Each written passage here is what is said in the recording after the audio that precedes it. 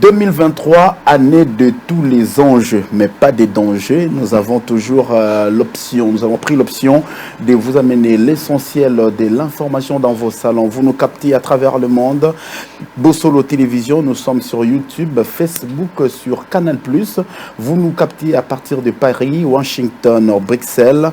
Vous êtes à Tokyo, vous nous captez. Vous êtes à Bujumbura, vous êtes partout à travers le monde, vous captez Bossolo Télévision. C'est l'heure de votre magazine d'actualité. À vous la parole, qui a l'insigne honneur de recevoir sur cette tribune des personnalités politiques, sociales et culturelles qui parlent de l'actualité leur concernant et concernant la nation congolaise. Pourquoi ne pas parler de l'enseignement supérieur et universitaire? Parce qu'il y a aussi l'actualité. L'année venait de se clôturer dans tous les établissements et une année va s'ouvrir. L'année a connu une particularité parce que ça devrait se clôturer au mois de décembre. Qu'est-ce qui a été fait dans certains établissements d'enseignement supérieur? Dans le lot, dans la foulée, nous prenons l'exemple de l'Institut supérieur des commerces, aujourd'hui nommé École des commerces en République démocratique du Congo. Est-ce une référence? Cette école a évolué par rapport à ce que nous avons connu d'hier à aujourd'hui. Et pour en parler de toutes les questions concernant cette institution, de leur bilan et bilan de l'actuel comité de gestion piloté par le professeur Émile Ngoyi Kasongo. Quels sont le bilan? Quel est le bilan déjà à l'heure actuelle? Quelles sera le perspective d'avenir pour l'émergence de cette alma mater qui s'est imposée en République démocratique du Congo? Nous parlons de l'IEC. l'IEC, c'est un établissement d'enseignement supérieur érigé en plein centre-ville. Nous allons savoir, c'est dans la commune de Lingwala ou dans la commune de Gombe. Je m'en vais souhaiter bienvenue au professeur Émile Ngoyi, directeur général de l'Institut supérieur des commerces. Bienvenue. Merci, cher ami, et meilleurs vœux. À vous aussi. Merci infiniment. Vous avez changé, l'IEC n'est plus Institut supérieur de commerce. Je vois même dans votre verbe oratoire parler de l'école de commerce. Oui, disons que à sa genèse, c'était l'école des commerces, l'école supérieure des commerces. Ensuite, il faut savoir que notre système d'enseignement supérieur a connu beaucoup de réformes au fil des temps. L'IEC a été créé aujourd'hui à 56 ans. Et donc, à sa genèse, c'était ça. Ensuite, ça a évolué. Il y a eu l'UNASA. C'était même au sein de l'UNASA, de l'Université nationale d'Isaïr, campus, donc c'était l'IEC. Et aujourd'hui, nous avons l'ambition pour créer une meilleure visibilité, pour faire en sorte que visibilité, lisibilité et harmonisation, notamment de nos cursus et de nos grades, revenir sur les standards de grandes écoles de commerce. Alors aujourd'hui, je vous présente comme étant, je vous reçois comme étant une personnalité politique ou scientifique, parce qu'Émile Ngoyi, on a plus parlé de lui dans la scène politique que dans le milieu scientifique. Vous m'avez jamais reçu comme acteur politique. C'est parce que j'ai eu dans ma petite carrière, le destin fait que j'ai assumé un certain nombre de responsabilités politiques. Voilà. J'ai fait ministre du gouvernement à l'économie et à l'enseignement supérieur, ou dans l'ordre dans l'enseignement supérieur et dans l'économie. J'ai fait directeur général de l'institution qui est en face de vous, l'Office de gestion du fret, qui était d'abord l'Office de gestion du fret maritime, que nous avons transformé en Office de gestion multimodale.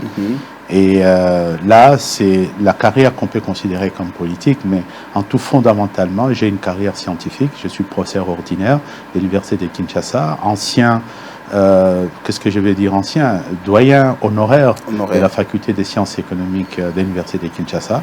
Et aujourd'hui, il appuie au gouvernement de la République et je suis très reconnaissant au chef de l'État, au Premier ministre et à notre ministre de l'Enseignement supérieur pour la responsabilité qui m'a été confiée de diriger, de gérer au quotidien l'un des plus célèbres établissements d'enseignement supérieur, pas seulement dans sa dimension nationale, mais également dans sa vocation africaine, qui est l'Institut supérieur des commerces.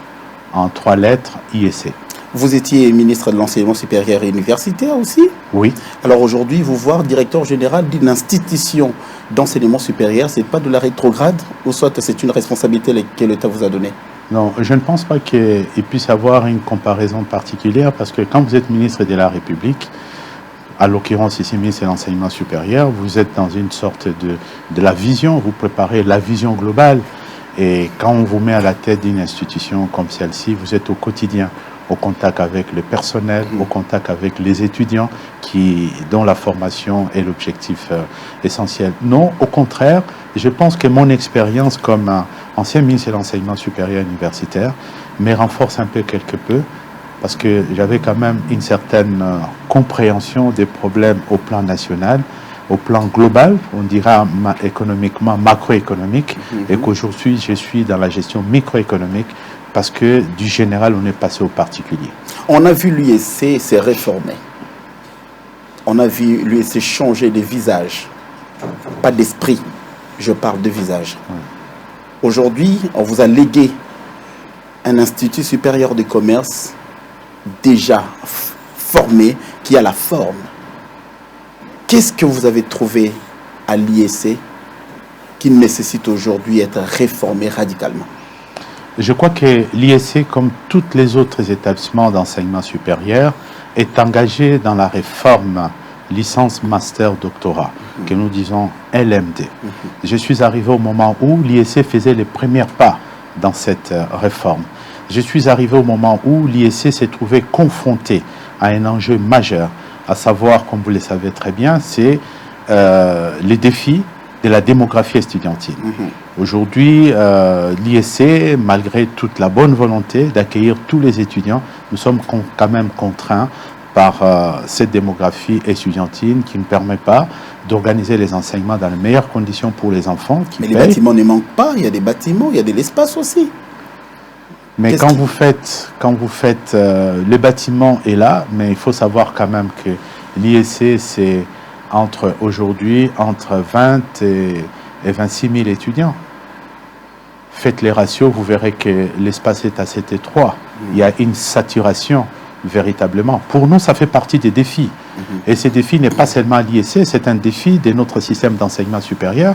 Voilà pourquoi je voudrais rendre hommage au chef de l'État, qui est les grands chanceliers des universités et des instituts supérieurs, pour des grands projets, pour la vision qu'il porte pour la formation de la jeunesse, avec notamment, sur les plans des infrastructures, les défis des infrastructures qui est en train d'être relevé dans la plupart des établissements d'enseignement supérieur, que ce soit ici dans la capitale et à l'intérieur du pays. Ces défis-là, nous l'avons encore, et de manière très épineuse au niveau des l'IEC. Donc il y a ça.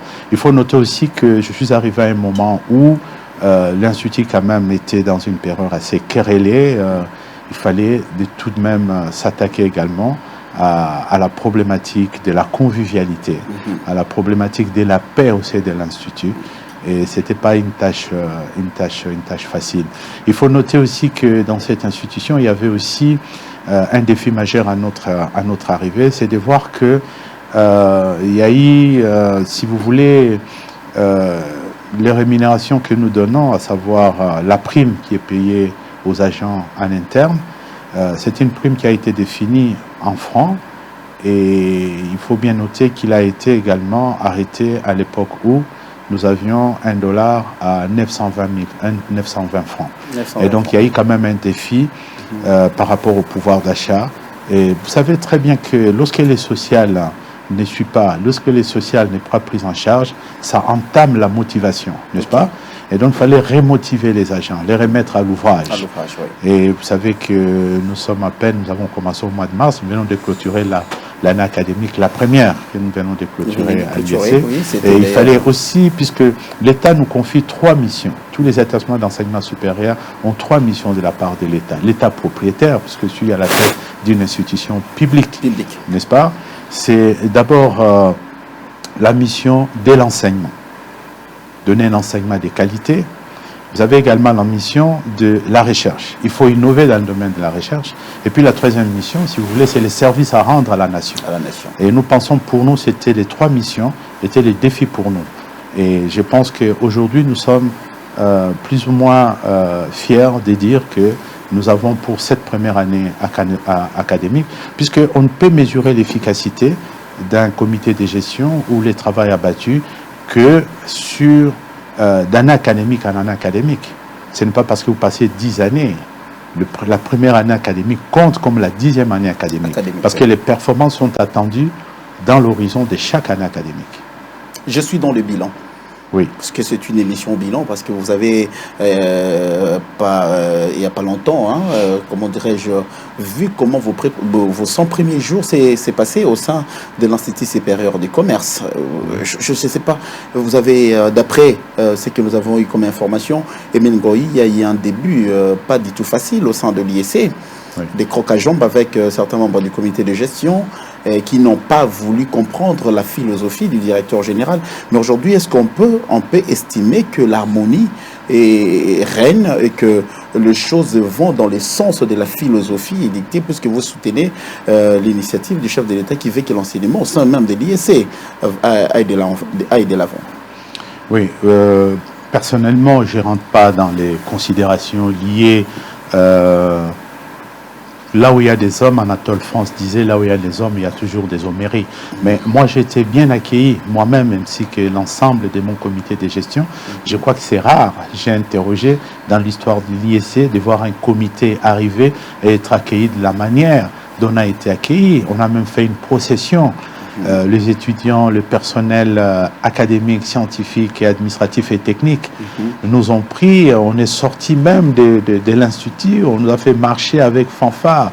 On était bien accueillis, tout simplement parce que il y avait beaucoup d'incertitudes sur l'avenir de l'IEC en raison justement de situations qui a prévalu avant notre arrivée. Avant votre arrivée. Il y a un comité qui sortait, un comité qui rentrait, et les choses ne sont pas passées... et on a vécu des scènes. Hein, voilà, vous avez vécu des scènes. Il fallait maintenant que les gouvernements décident, à travers le ministère de l'Enseignement supérieur, d'amener la sérénité et le calme. Et nous sommes arrivés, mon premier message a été de dire à toute la communauté de l'IEC que je venais gérer l'IEC en père des familles. Un bon père des familles. Et que la première des choses, c'était de ramener la paix, la sérénité, la convivialité au sein de l'institution. Aujourd'hui, c'était la première bagarre, le premier défi. Je pense qu'aujourd'hui, nous l'avons reçu. Nous l'avons réalisé. Ensemble avec tous ceux qui sont avec moi au sein du comité de gestion. Je ne pense pas.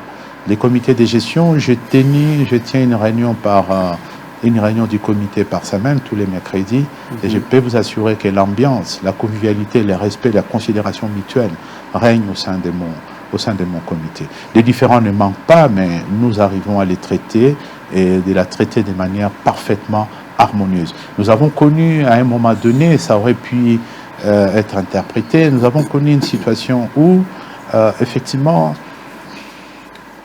la prise en charge en interne, parce que les investissements, nous devons compter d'abord sur la mobilisation de nos moyens propres. Or, les frais académiques, vous savez que nos établissements d'enseignement public fonctionnent avec les concours des parents. Les concours des parents, nous, les taux de frais académiques sont fixés, les différents taux sont fixés en francs congolais. Il y a la nouvelle instruction de 0,24 qui fait un progrès par rapport à cela, et qui va permettre à terme de préserver le pouvoir d'achat, à la fois par rapport aux frais qui sont payés, mais aussi par rapport à la prime que reçoivent les agents. Donc on avait un gros décalage avec la dépréciation sur les 10 dernières années. Il y a des gens qui m'ont appelé pour dire, mais moi j'étais à l'IEC il y a 10 ans, c'était voici ce qu'on payait, mais comment en francs congolais jusqu'à aujourd'hui. Et donc il y avait une ouverture qui était faite, tous les établissements d'enseignement supérieur de la RDC se sont engagés non pas à augmenter, à réajuster par rapport au taux. Mais c'est que les étudiants et le réajustement n'était pas fait à 100%. Et surtout nous, on a mis au défi sur la place de la ville de Kinshasa. Nous sommes l'établissement qui a fait un taux de réajustement le plus faible.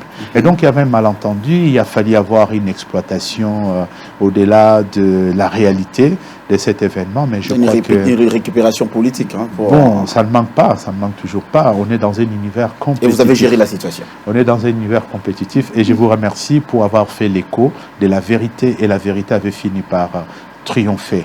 Parce que ce qui a été dit, on a doublé les frais, c'était totalement faux. Tout simplement, il y a eu un réajustement et le réajustement n'était pas à 100%. Les réajustements étaient autour, les calculs ont été faits autour des 39 quelque chose pour cent, 40% en gros. Et avec ces réajustements, et c'est là aussi, cela nous a permis de réaliser un certain nombre d'objectifs. vous avez parlé du bilan. Il faut dire qu'avec ces réajustements, nous avons rattrapé un mois de retard. Parce que quand nous sommes arrivés aux affaires, au mois de mars, on a été nommés. Il faut les dire que les agents avaient un mois de retard au niveau de la prime du mois de février. Nous avons récupéré cette prime, nous l'avons payée au cours de l'année. Et ce qui a été formidable aussi, c'est que dans le réajustement, on a fait une sorte de triptyque. C'est-à-dire 40%, nous avons révalorisé la prime des agents. 30%, nous avons engagé des efforts en termes d'équipement et 30%, nous l'avons engagé dans les infrastructures. Ce qui fait que tout ce que vous voyez, modernisation, assainissement, équipement aujourd'hui à l'IEC, parce que notre vocation, notre ambition aujourd'hui, c'est redonner à l'IEC sa vocation.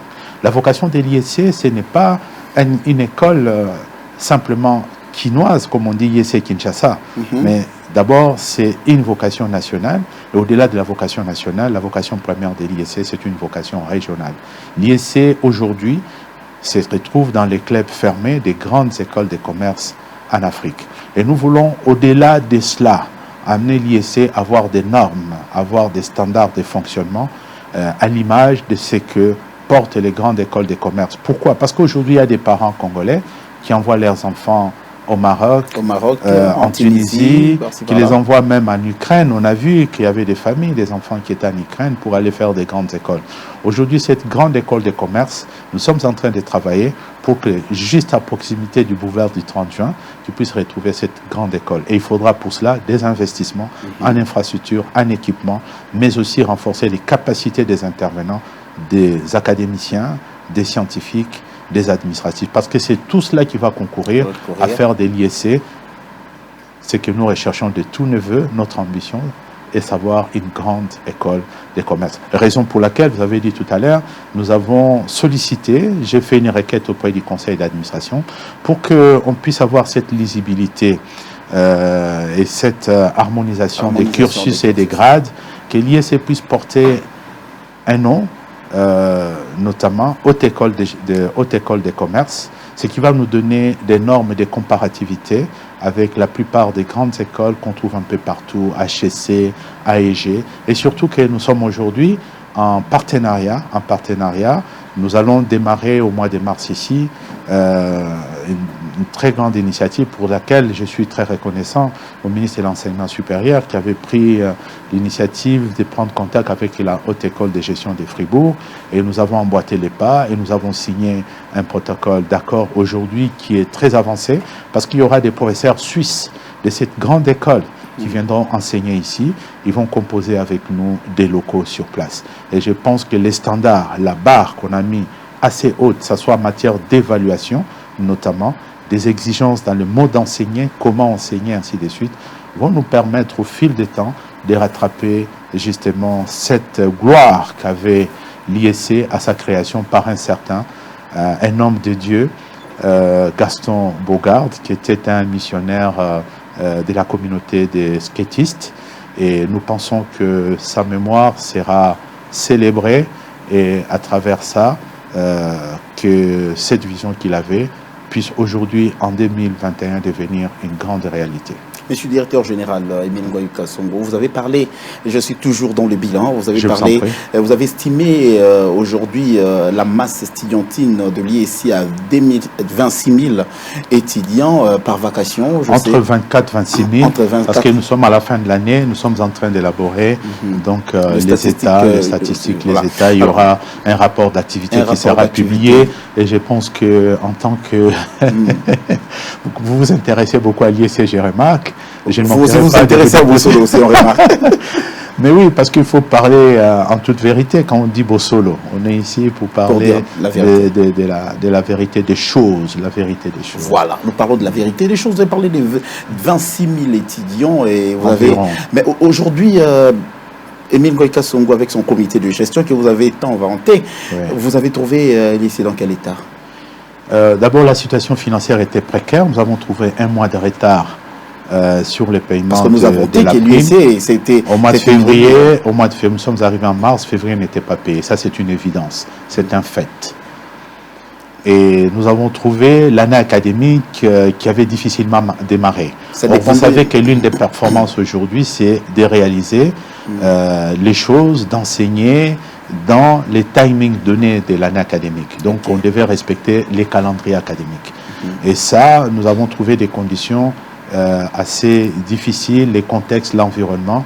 Pour ça, nous avons relevé ces défis parce que nous avons clôturé l'année dans le calendrier défini par le ministère de l'Enseignement supérieur et universitaire. Donc, à ce stade où vous n'incombez la responsabilité à personne, vous avez pris le train, là vous l'avez trouvé.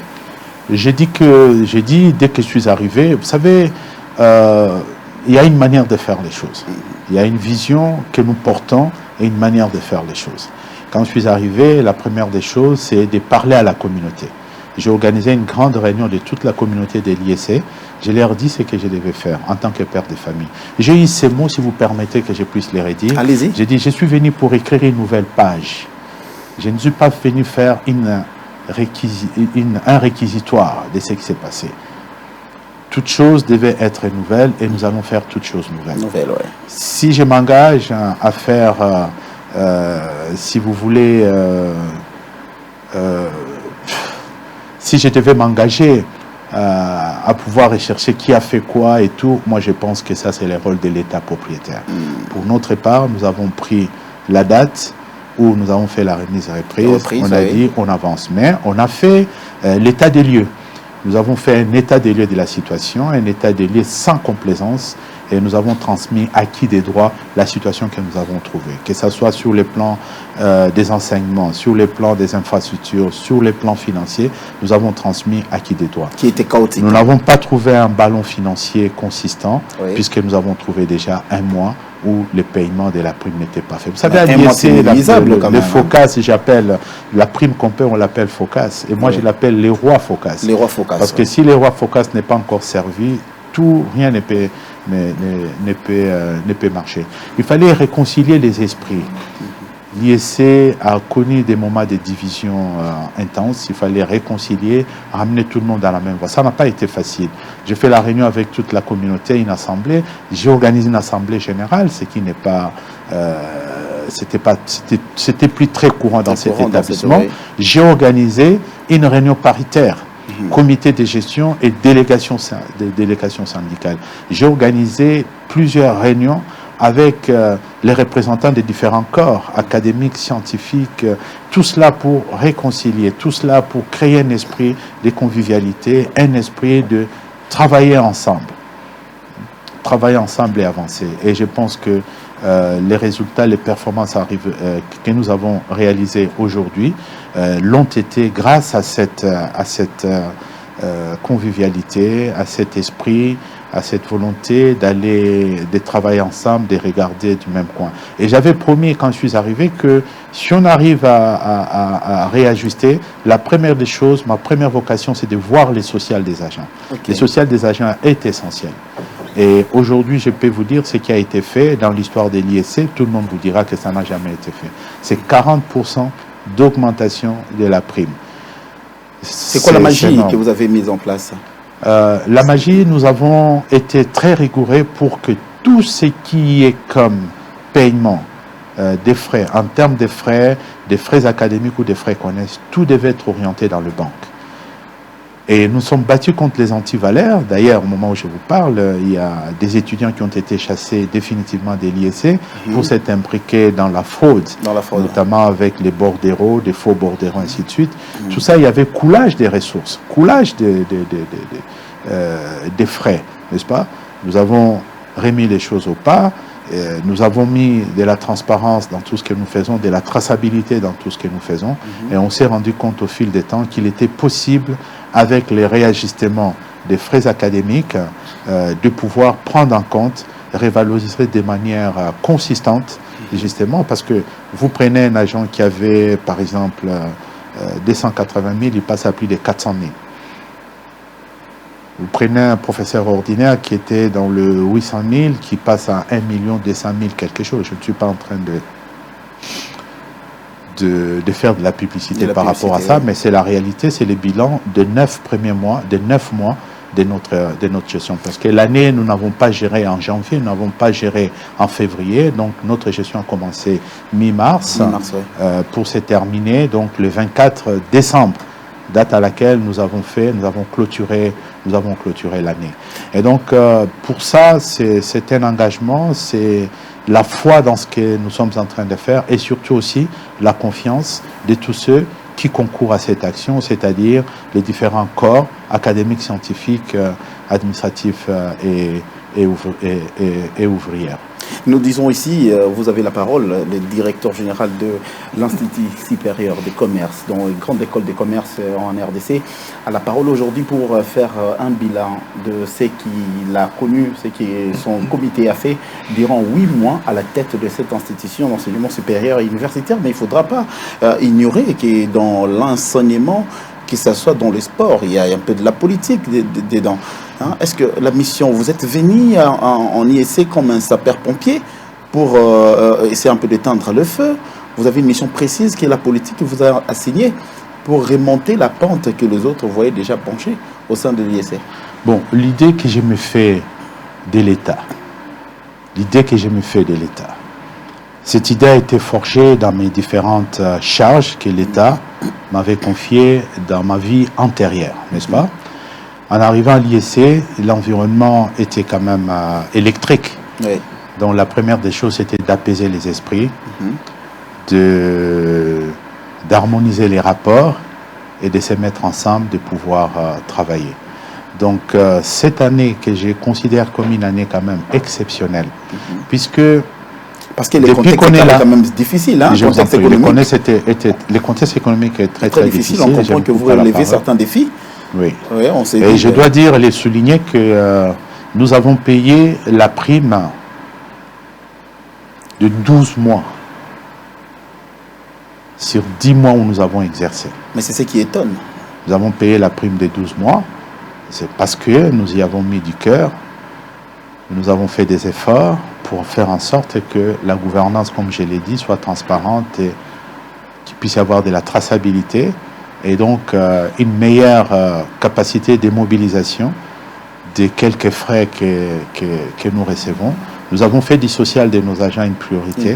Nous avons fait des conditions de travail de nos étudiants une priorité également.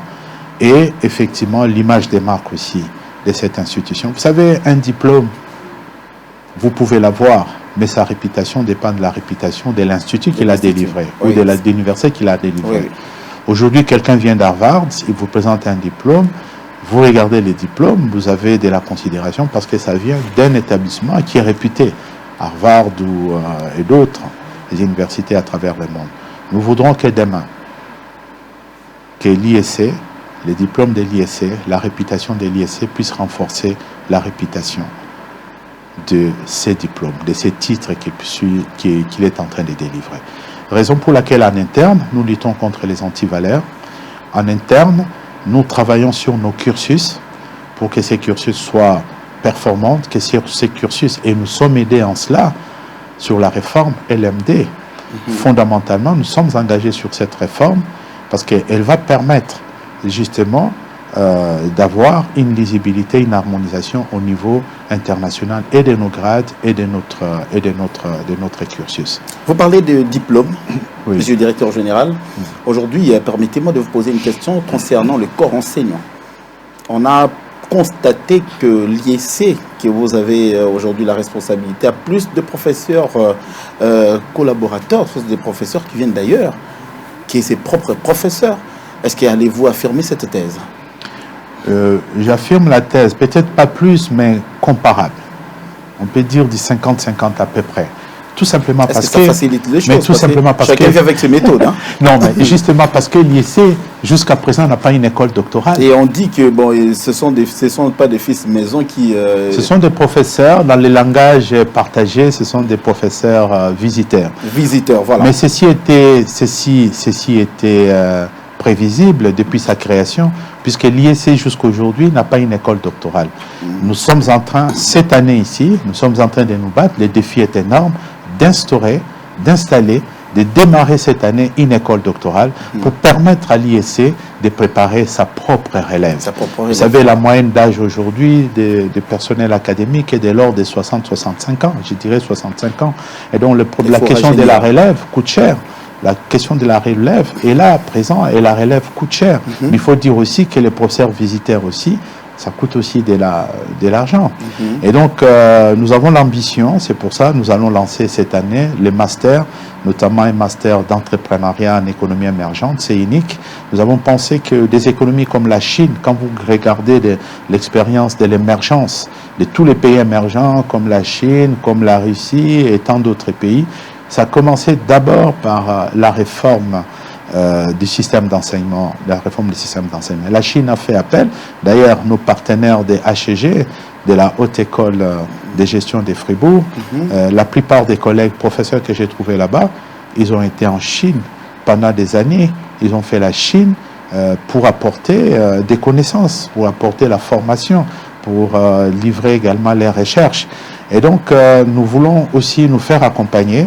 Et là, nous sommes tombés sur un master qui a fait aussi une réputation, notamment en Chine et ailleurs, qui est un master d'entrepreneuriat en économie émergente. Et donc, nous devons préparer aujourd'hui des entrepreneurs, pas simplement pour réfléchir comment résorber la pauvreté, mais réfléchir aussi comment faire basculer la RDC dans les clubs fermés des pays émergents. Voilà pourquoi cette année, nous allons proposer un master d'entrepreneuriat en économie émergente à l'IEC. Ça serait unique dans l'espace. Mais avec une infrastructure, hein, vous avez décrit tout tantôt ici. Hein, avec nous sommes en train de faire des efforts. Nous pensons cette année, nous sommes dans les processus de passation des marchés. Nous pensons bientôt arriver au terme. Oui. Offrir cette année, nous aurons souhaité, avant le début de cette année académique, que nous puissions voir les 24 auditoires disponibles, mais nous les aurons probablement au courant de l'année.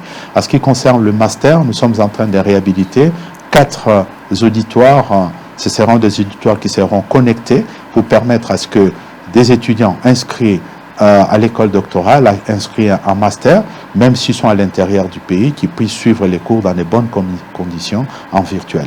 Donc alors, tout cela aussi vous porte à penser que nous sommes en train de faire de la numérisation un élément de développement essentiel pour notre institut. Vous êtes une grande école de commerce en République démocratique du Congo, hein, s'il faut voir, parce que vous êtes le miroir de tous les ISC répondus à travers... Et tout cela aussi, c'est la position géographique aussi qui les commande. Nous sommes à 2 pas du boulevard des Transadiviens, tout ce qui est comme grande entreprise, siège...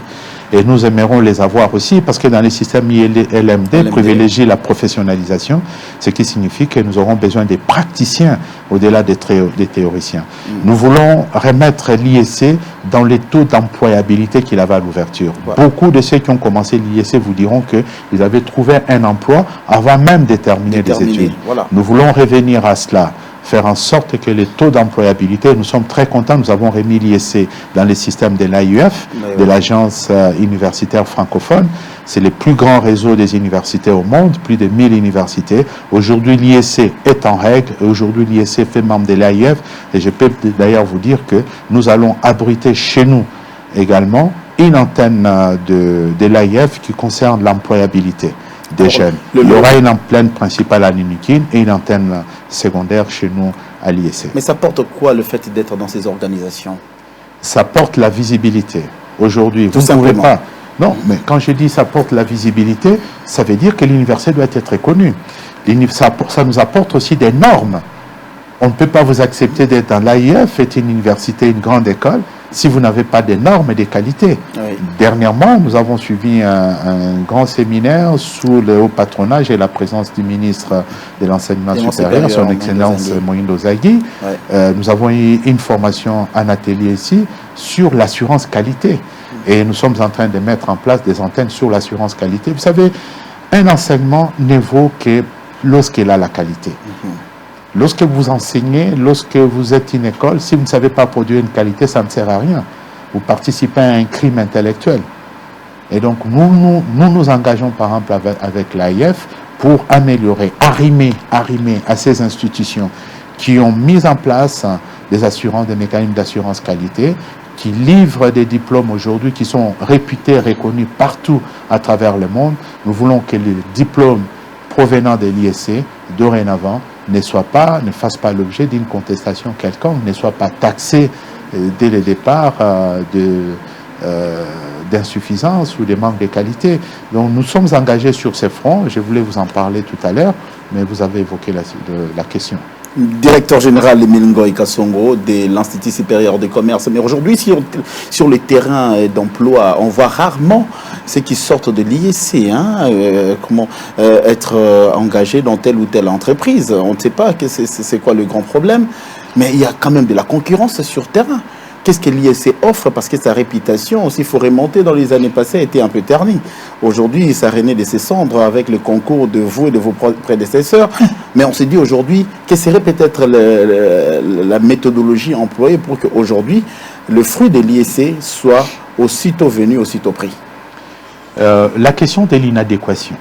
La question de l'inadéquation entre le cursus universitaire et la demande sur le marché de l'emploi, notamment, les spécialités qui sont demandées par rapport aux spécialités de la formation que nous faisons depuis de très longues années a montré qu'il y avait une adéquation. Mais il faut s'adapter. Il faut s'adapter, c'est ce que nous avons fait. C'est pour ça que vous avez répondu vous-même à votre propre préoccupation. Parce que l'IEC aujourd'hui, nous avons des filières qui couvrent pratiquement aujourd'hui les besoins des entreprises. Nous formons les fiscalistes, nous formons dans la fiscalité, dans l'audit, dans la comptabilité, dans la gestion des ressources humaines, dans l'informatique des gestions.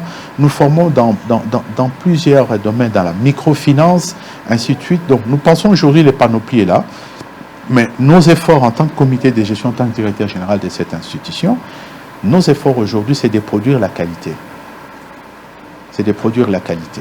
Et la qualité dépendra, entre autres, des ressources, la capacité d'avoir des ressources de qualité pour produire la qualité. Et c'est le travail que nous sommes en train de faire également par rapport au choix de nos enseignants, par rapport à l'encadrement de nos enseignants, de ceux qui enseignent, mais aussi la rigueur au quotidien pour lutter contre les antivaleurs, n'est-ce pas? Longtemps, on nous a pointé du doigt comme étant une sorte de temple des antivaleurs, mais je crois que les choses sont en train de changer. Je vous dis, nous avons attrapé, nous avons mis la main sur un réseau, on n'a pas traîné, les étudiants ont été chassés définitivement des l'IEC, nous sommes consultés partie civile, un certain nombre d'entre eux, soit ils sont en cavale, soit ils sont en Makala. Et nous continuons ce travail-là, parce que sans la sanction, on ne pourra pas résoudre ces problèmes des antivaleurs. Mais nous avons commencé à sévir pour le bien de nos enfants et pour le bien de cette institution. IEC veut se mettre à jour et s'est placé dans le standard international. Tout récemment, on a vu une délégation venue de l'Université de Liège venir vous surprendre dans votre office à l'IEC. C'était dans quel objectif? Aujourd'hui, la population aimerait quand même vous entendre, monsieur le directeur général, Emile Ngoy.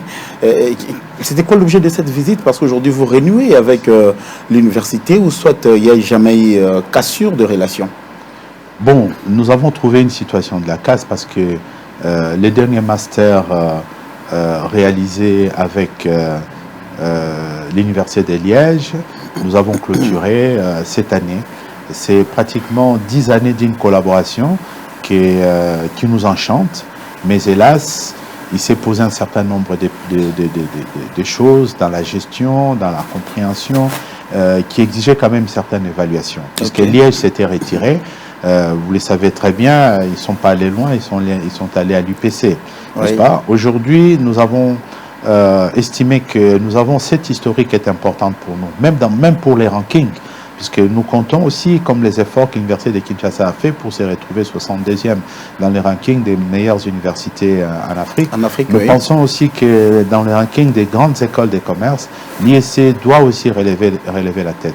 Et cette collaboration avec Liège est très importante avec l'Université de Liège. Et nous avons été très heureux de recevoir M. Yann Bogart, qui est l'une des plaque tournante justement de la coopération. Il est le président de la cellule de la coopération, du partenariat au développement. Et donc aujourd'hui, ils reviennent, ils nous refont confiance. Nous allons engager une évaluation ensemble et voir effectivement qu'est-ce qui n'a pas marché dans les années antérieures et comment faire en sorte que, à travers le mécanisme au niveau de l'Union européenne, nous puissions les avoir non seulement qui viennent chez nous, qu'on relance les masters, mais aussi qu'on puisse bénéficier du soutien, du financement, justement, des instances européennes, de ces nouveaux masters que nous devons faire avec eux. Donc nous sommes très avancés. Avant là, nous avons reçu l'ancien recteur Korat, l'ancien recteur le professeur Korat, l'ancien recteur de l'université de Liège que nous avons reçu aussi il y a moins de 2 mois. Et nous sommes en train de conjuguer les efforts. Et probablement dans les jours qui vont venir ou les semaines à venir, je vais effectuer un déplacement pour discuter avec les décideurs pour que nous puissions préserver, nous puissions relancer ces partenariats qui a porté un plus dans l'image des marques de notre institution. Donc nous aimerions garder Liège avec nous et en même temps accueillir la Suisse également avec nous. Et puis il y a aussi une grande école de commerce qui m'a frappé en France, c'est School Business, Scal School Business, dont j'ai constaté qu'ils avaient un taux d'employabilité de 100%. Chaque enfant qui termine là-bas, dès qu'il a fini, il sort de la porte de l'établissement, il a un emploi. Tous sont placés. Alors, je vis les méthodes et je voudrais que nous puissions entrer également en partenariat avec eux pour épouser ces méthodes, pour essayer de voir quelle est la capacité d'adaptation de ces méthodes également chez nous. Nous sommes à la recherche. Lorsqu'on vous donne cette responsabilité, comme je vous ai dit tout à l'heure, l'État nous donne également la mission à la fois de l'enseignement, de la recherche, mais aussi des services à la nation. Et là, je suis dans cette logique d'améliorer, d'apporter les services à la nation de qualité. Alors, M. Mingoyou, qu'est-ce que vous attendez du pouvoir politique pour mener à bien votre mission au sein de l'UEC?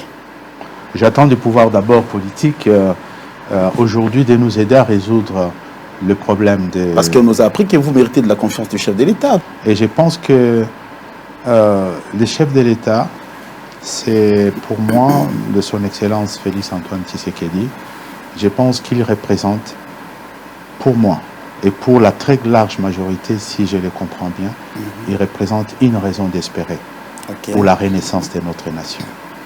Et je vois tous les efforts, toute la détermination à transformer l'école, en commençant par la base, la gratuité. C'est inédit. Et aujourd'hui, les universités. En 2003, quand j'étais ministre de l'Enseignement supérieur en 2004, je me suis battu pour transformer l'IPEN, l'Institut supérieur pédagogique, en université. Pourquoi? Parce qu'il y avait carence. Les taux de saturation à l'INIKIN, c'était un siège pour 24 étudiants. Un siège pour 24 étudiants. Les taux de saturation étaient énormes. Vous imaginez une seule université publique pour 10 à 15 millions d'habitants. Et chaque fois, on me disait, on va construire. Mais voilà, il est arrivé, il a construit. Aujourd'hui, l'IPEN va avoir des infrastructures de qualité, dignes d'une grande université. Et j'en suis fier. Vous prenez l'université de Goma, qui était une extension. J'avais cassé toutes les extensions. Je les ai érigées en université. Ils se sont développés. Et aujourd'hui, on voit qu'ils portent une bonne concurrence. Ils sont compétitifs, la plupart de ces établissements. Donc, moi, je pense qu'ils représentent une raison d'espérer pour la renaissance du pays, également et en particulier dans le domaine de l'éducation. Parce qu'il est établi que vous ne pouvez pas vous développer si vous n'avez pas une éducation de qualité. D'ailleurs, il y a un ancien président américain qui disait exactement ceci. Un pays, une nation qui échoue dans les domaines de transmission des connaissances, il ne peut réussir dans aucun autre domaine. Puisque nous sommes l'usine à fabriquer la qualité de la main-d'œuvre, des ressources. C'est l'école qui le fabrique. Ensuite, il le met à la disposition de l'économie. Et donc, nous devons aller vers cette économie des connaissances. Et je crois que les chefs de l'État l'ont bien compris. Les chefs d'État travaillent là-dessus. On voit tous ces acquis-là, l'IBTP, l'INIKIN et autres. Nous attendons aussi notre tour. Ce que j'attends aujourd'hui, c'est quoi? Je suis allé dans le tour des tables à l'ECOFIN de l'Assemblée nationale, où sont discutés pour les arbitrages. Nous avons sollicité un appui budgétaire, un appui dans le budget national, des interventions économiques de l'État, parce qu'on ne les a pas depuis de longues années, pour nous permettre déjà, sur base de ces fronts, déjà améliorer la qualité de l'accueil, la qualité des enseignements dans notre établissement, rencontrer cette démographie galopante estudiantine par rapport aux capacités installées d'accueil. Monsieur Émile Ngoï Kassongo, une émission bilan Bossolo Télévision. Hein. Nous avons notre émission célèbre Bossolo Politique qui est en train aujourd'hui de faire son chemin. Mais ça vous remonte, ça vous dit quoi de participer aujourd'hui dans une émission au sein de la chaîne Bossolo Télévision? Bon, d'abord, j'ai beaucoup de sympathie pour votre chaîne. Son intitulé, vous affichez clairement Bossolo Politique. Les gens pensent que j'ai entendu certains amis dire la politique c'est l'art du mensonge. C'est totalement faux. La politique c'est l'art de convaincre. Et convaincre, il faut avoir des arguments. Et les arguments, il faut avoir une vision. Et avoir une vision, ça veut dire tout simplement que avoir un projet de société. Avoir une idée de l'avenir de ce qu'on est en train de faire. Voilà pourquoi je porte mon soutien à l'action menée aujourd'hui par les chefs de l'État à la tête de la nation. Et nous pensons aussi, chacun de nous, où nous nous trouvons, apporter notre modeste contribution. Vous avez suivi Émile Ngoï Kassongo à travers le monde. Messieurs, le directeur général de l'Institut supérieur de commerce, il a parlé avec son cœur, mais tout en projetant l'avenir de ce qu'il voit devenir l'école de commerce en République démocratique du Congo. Si la volonté politique se met en contribution et aussi avec l'effort de tout le monde, on va rêver ce qu'il a dit dans cette émission. Vous avez la parole.